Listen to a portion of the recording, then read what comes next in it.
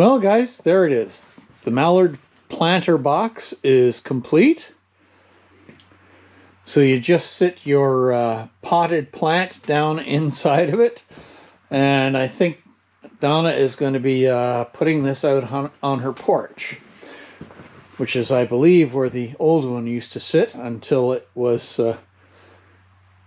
fell apart. So that's good. I'm quite pleased with that. A very fun little project to do. And now we'll move on to the next project, which I hope to get started on soon, which is building the new mailbox I've talked about a couple of times, because I really hate the one that's out there. So we'll get some measurements and start figuring out what we're going to do there.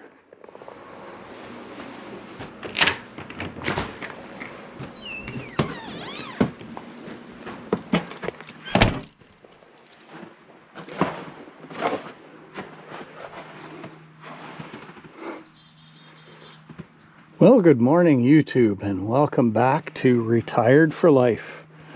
We've got a bit of snow here again, and that's good to see. Not much, just a little sprinkling. Helps make things a little bit brighter. And we've got some turkeys here to feed. So before we go too far, I'm going to take care of that, and then we're going to head to the shop. Well, there we go, guys. The turkeys are happy.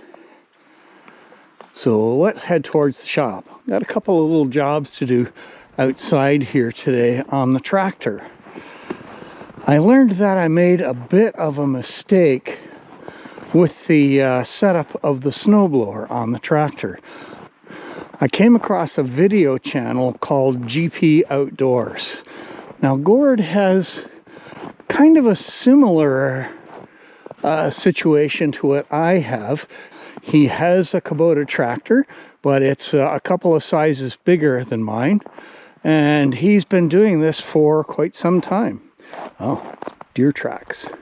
It's not just turkeys coming in here.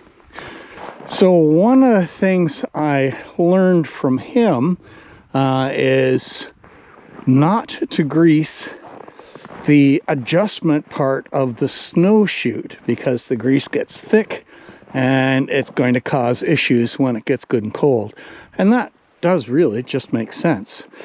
But I went ahead and greased it. So I need to correct that before we actually get into snow. And it does look like we do have some snow finally coming our way. They're talking about 10 to 20 centimeters over the course of Thursday and Friday, or Friday and Saturday. And today is December 13th, and that is Tuesday.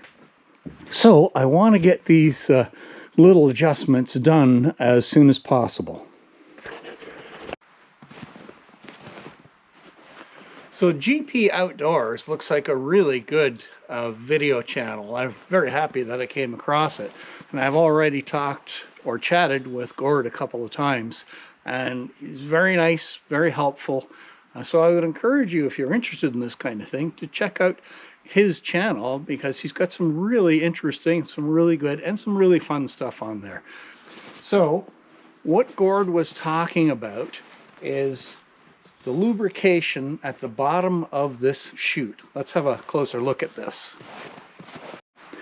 So what I did, thinking I was doing the right thing, was I put grease on this worm gear. Now, it is a synthetic grease, so it doesn't get too bad in the cold weather, but Gord is recommending using just chain lube on it. So I think that's what I'm going to do. But that means I need to clean this off, and I'll probably take the chute right off and clean out any grease that has managed to spread around up through the collar. It'll just make things easier in the long run. And since we do have snow coming, now's the time to take care of it. So I'm going to start the tractor up, and we'll take it over and back it in towards the shop. I'm not going to take it all the way in, but right up to the shop door, and we'll do some work on it there. Now, I do keep my tractor plugged in pretty much all the time on the block heater, and the block heater works great. I turn the key to this thing and it starts like it's a spring day.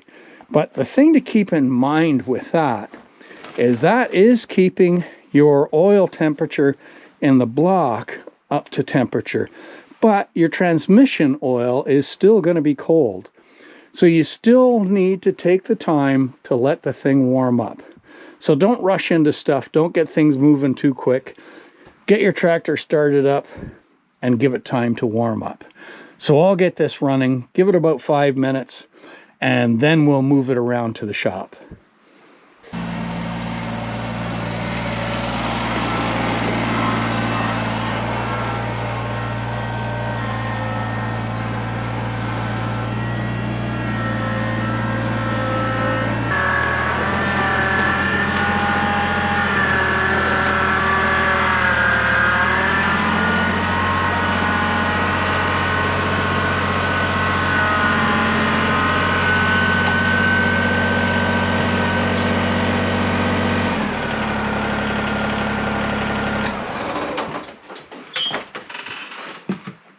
All right, that'll make it pretty easy to work on.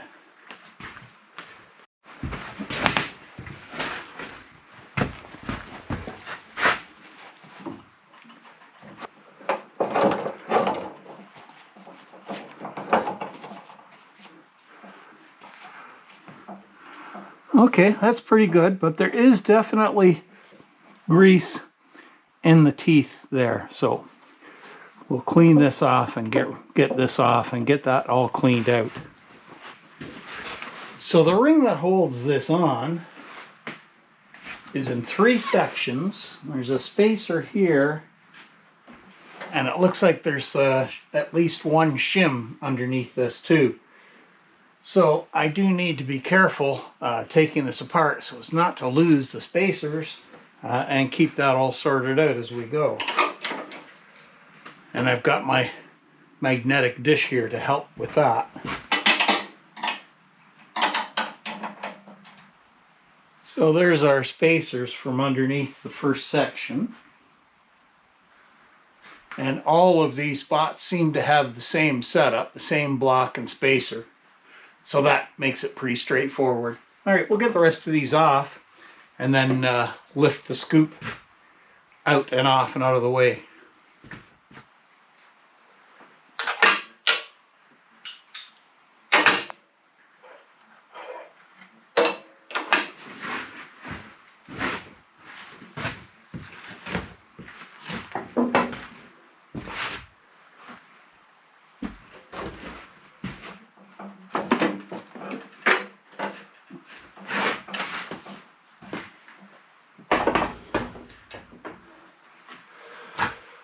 Well, there we go. That scoop is heavy.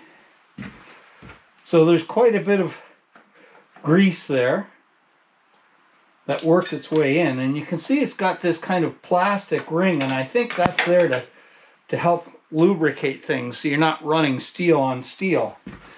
So we'll wipe this down and wipe the scoop down and wipe all the clamps off.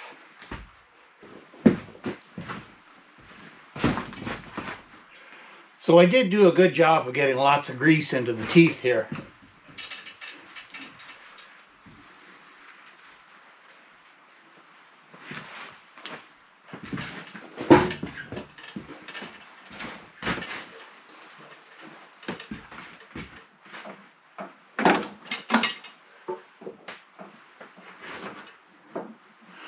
Well, that was pretty easy. I'll get the plates bolted back on here.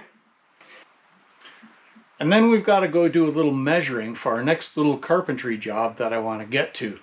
So what I'm going to do for lubrication on this is, in the manual, they talk about using winter chainsaw bar oil. And I think I'm going to use the same thing, just give this a squirt every once in a while to help make sure things are turning smooth, because that won't freeze. And they're recommending it for the drive chain on here.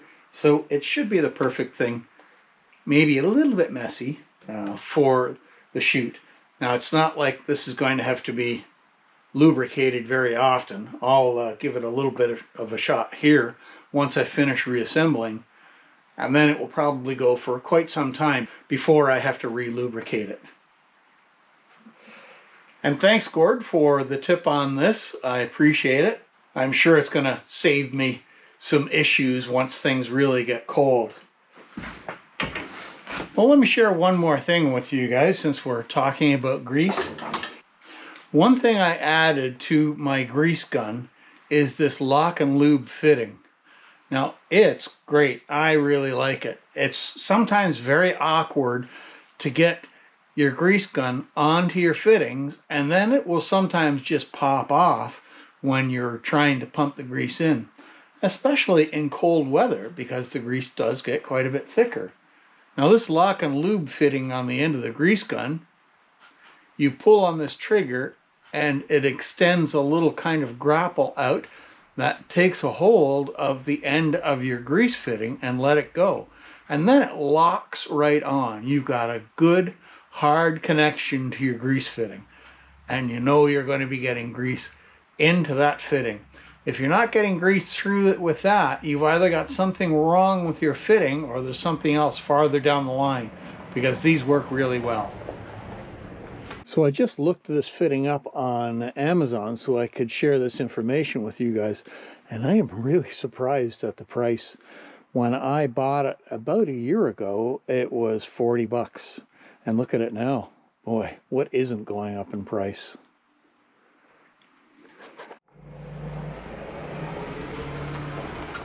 And that is Purelator. They just dropped off one of my newest tools, or the newest tool. Let's have a quick look at it. So this is the DeWalt 20 volt max pole saw. Now, as you saw from one of my earlier videos, I've got a couple of spots along the roads that I'm working on where there's just so much growth hanging down from the trees that are right up tight to the trail that I can't very easily get the tractor through or practically walk through. So this is going to be really handy. And I think this is going to be our next project. We'll give this a test run. So let's get it out of the box and see how it looks. Oh yes, I'm very excited about this. And it's not even Christmas.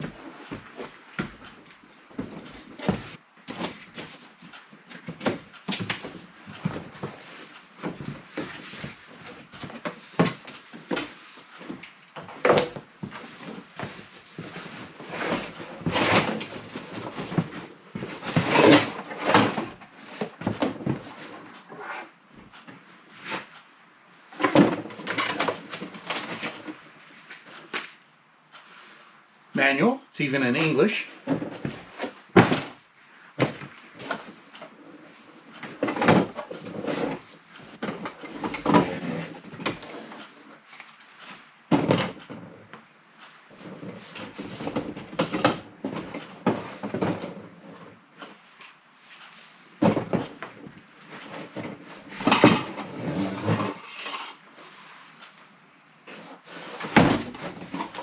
That's it.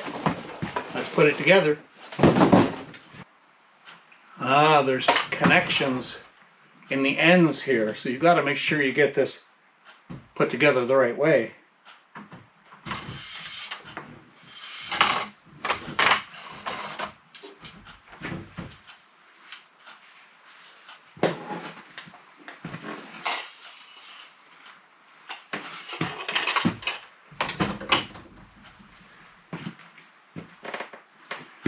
So I thought that this would collapse inside of itself, but it doesn't.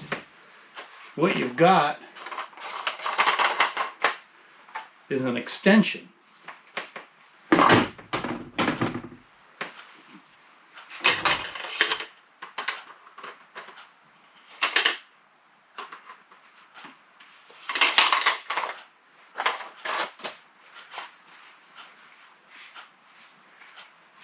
So you can run it with or without the extension. Now that's a pretty good reach. I'm probably not ever going to use the extension, but I have it, so we'll see.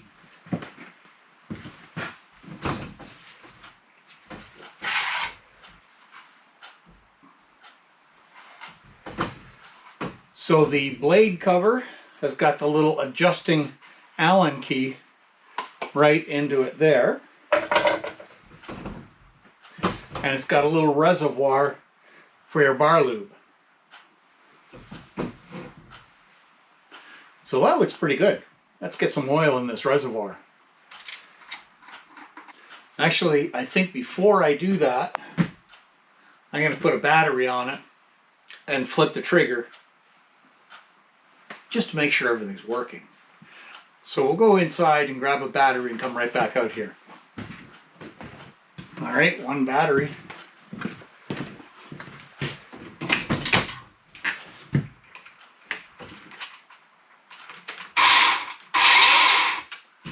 Looks good. I know it works. Now we'll get some oil in it.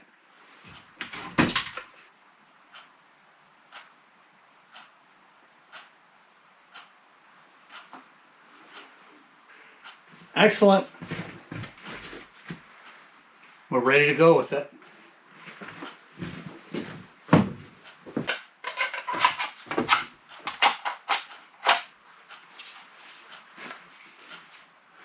So very easy to take apart. It is robust. It's fairly heavy. Especially now there's oil in it too. We'll give it a try. So for now, I think I need to head inside, get ready for dinner, and we're going to call that it for today's video, guys. If you have any comments, I'd love to hear them. And if you're enjoying these videos, please like, and I'd love to have you to subscribe to the channel. All right, guys, thanks very much for watching, and we'll see you out on the trails the next time. And then we've got to go do a little bit of measuring for our next little carpentry job. And then we've got to go do a little bit of measuring for our next little carpentry job. Oh.